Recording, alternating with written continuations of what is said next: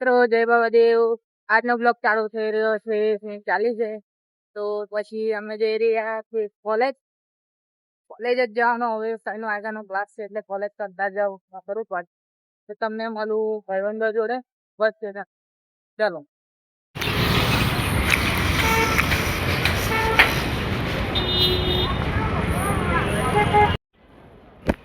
ये time pass कर रहे हैं हम इधर लेक्चर पढ़ने के बाद ये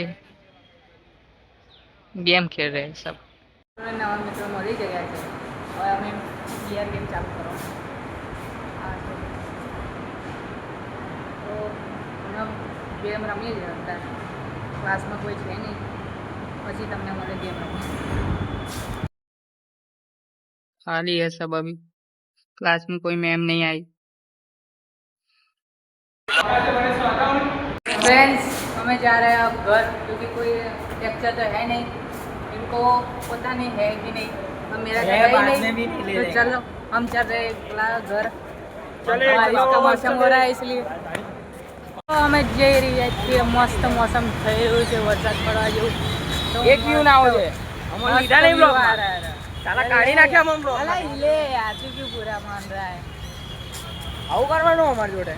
ये गुस्सा हो चुका है, इसको अब देख के मनाना पड़ेगा.